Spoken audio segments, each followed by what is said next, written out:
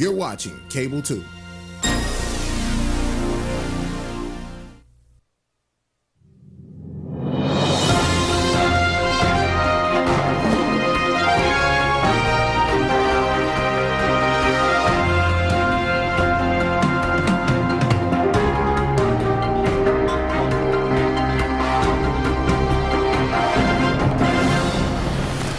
Hello everyone and welcome to Today with Dr. Beverly Emery. I'm Chris Runge. Thanks so much for joining us for the final edition of this program for 2016. Dr. Emery, welcome. I can't believe 2016 like that.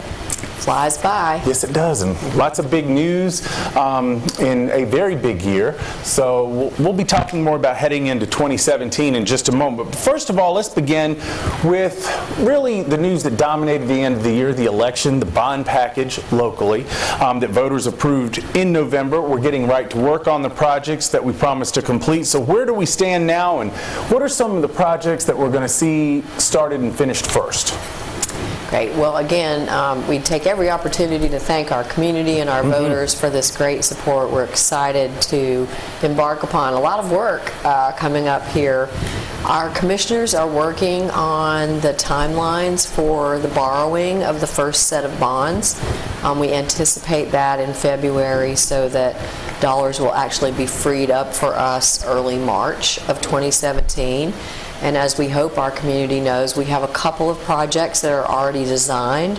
So the Paisley, Lawrence, and the Con Oak projects will be the first ones out of the gate. And because our board has been working on them and we have design, we're pretty much going to be shovel ready. You will start to see some actual work take place once those bids go out. And so those will be the first projects in the first phase.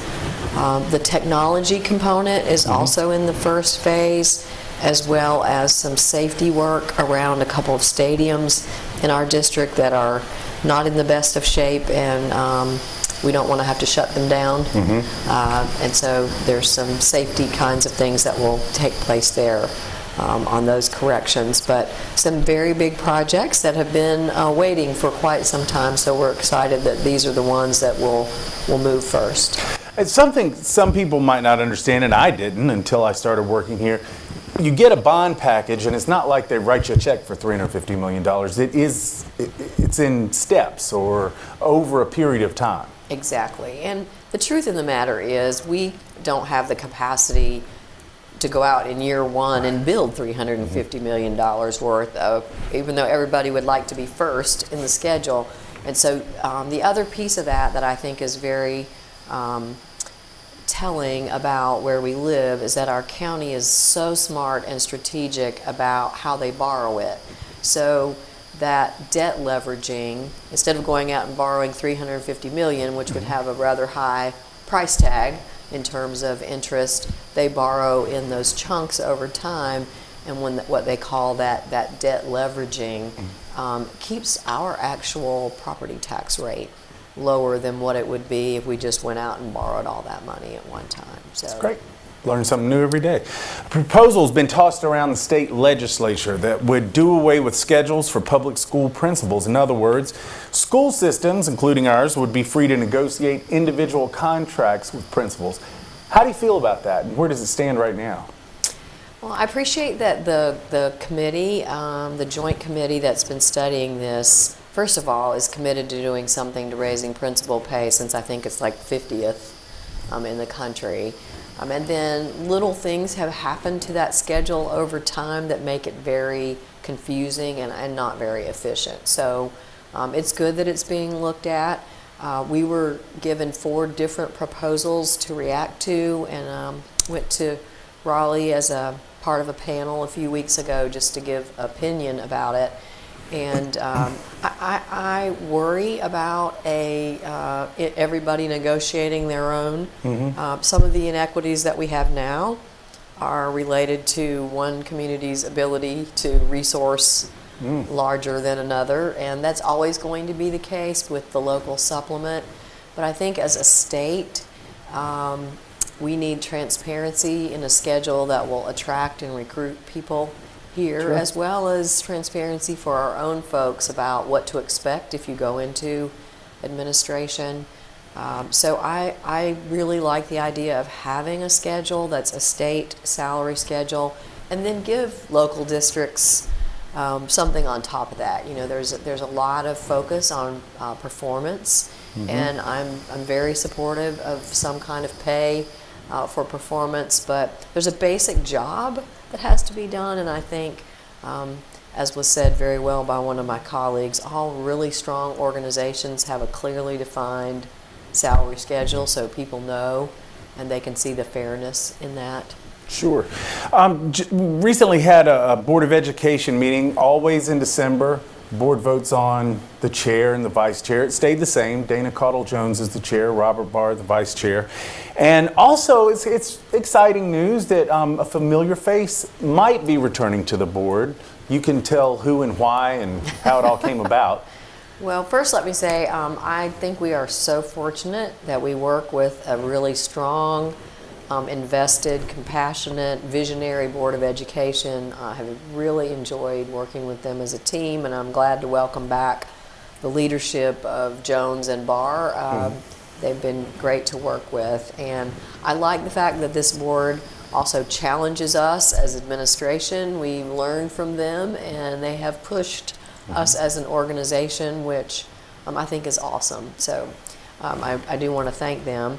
I think the board also was wise to look at this remaining term for Mr. Johnson, who we're sad to see go, but wish well in his new role as our new state superintendent.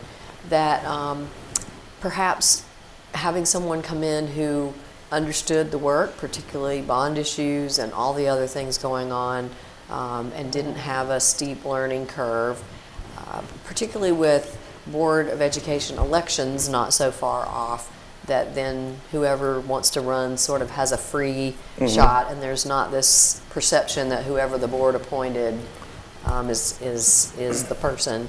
So I know they looked to board members who have served and had some individual conversations around that, and we're so glad that on Tuesday night the board appointed Marilyn Parker, who was willing to come back. Sometimes once board members get gone, they're like, oh, well, I'm not so sure I want to go back to that. But we're glad to have Marilyn back, and she'll be sworn in January on the 10th. And she's already trying to get caught up on the imperatives and the new reorganizational structure and the things that have changed since she's been away. So we're glad to welcome her back. I don't think it's private. She mentioned it in the Journal, but Mr. Johnson had 2 more years on the board. She's interested in fulfilling that and not running again. She really doesn't want to run for office again. So it's purely service to district and community, which is who Marilyn is anyway. We know Sweet lady. She really is, yeah.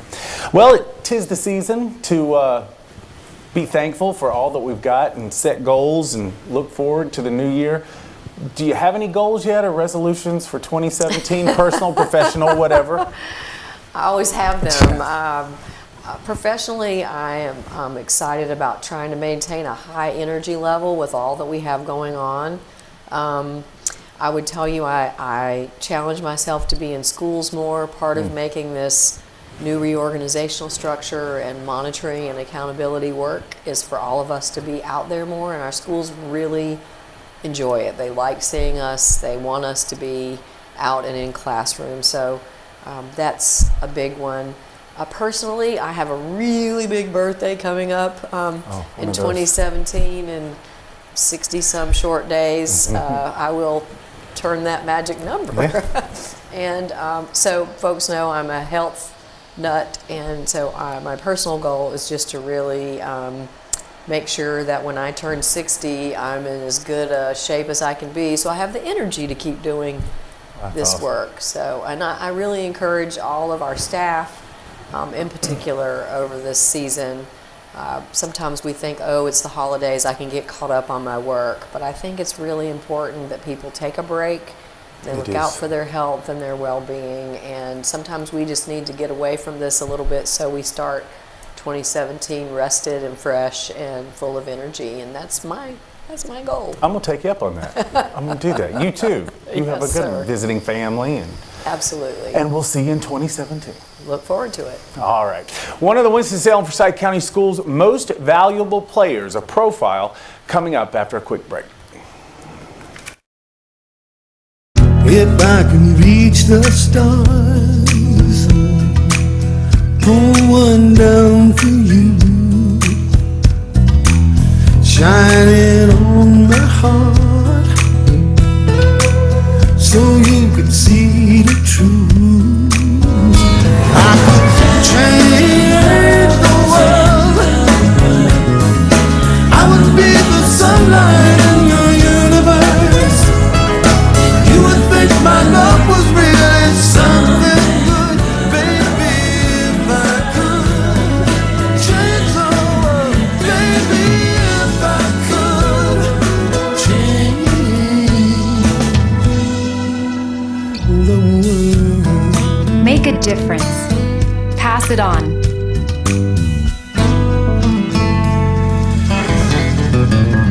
A message from the Foundation for a Better Life.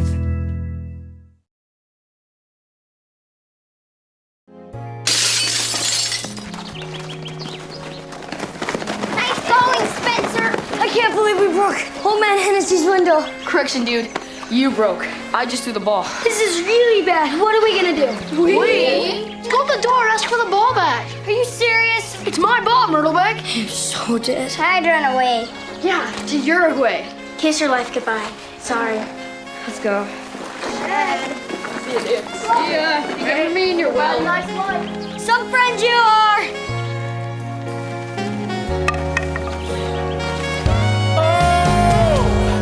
Keep smiling, keep shining. No, Hi. you cannot Tell him it was an accident, count on me. and we can fix the window. Sure.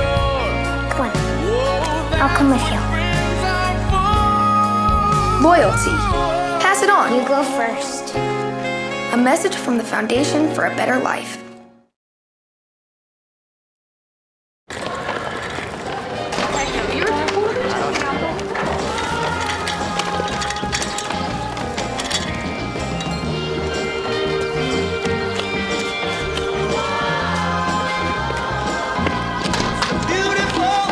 Thank you.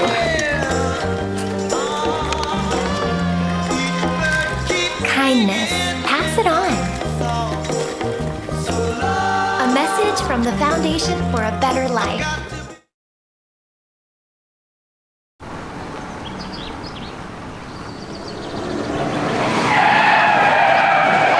That kind of thing. Pull in front of me. Daddy, we don't say words like that. Just let your love flow like a mountain Good example. Pass them on. with the smallest of dreams, and let your love show, and you'll know what I mean. When you think about school or a classroom, you think about the teachers, you think about the teachers' assistants, perhaps the principal, the vice principal. But there are so many more people that it takes to get 54,000 kids to and from school safely each and every day in Winston-Salem, Forsyth County. Today we're going to introduce you to one of them who has been on the job, or should I say jobs, for more than 3 decades. It's our special profile for this month.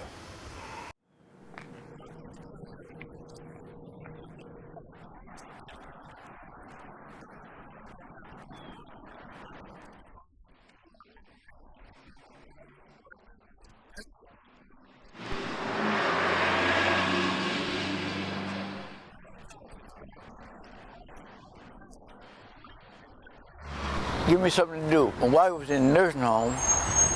Being out here keep my mind sharp.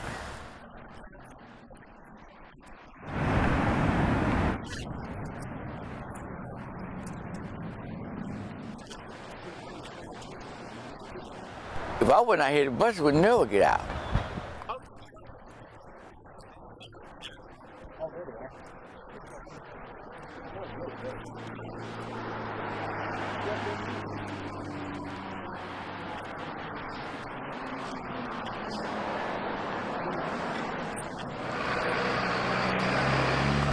Give me something to do.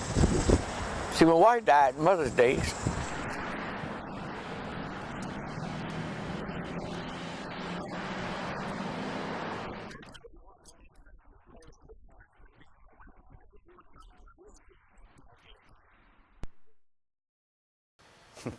Gives him something to do. Mr. Johnson is going to be invited to a board meeting here in the near future where he will be honored.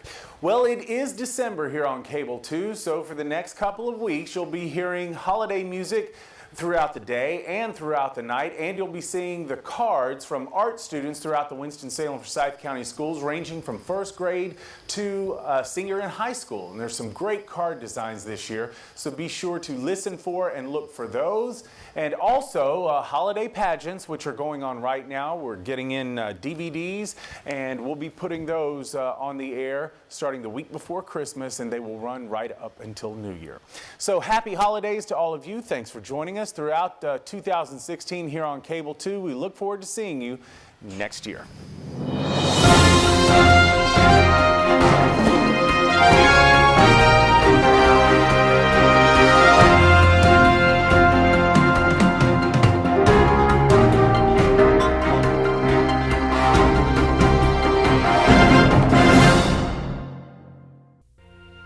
Thank you for joining us on your school channel, Cable 2.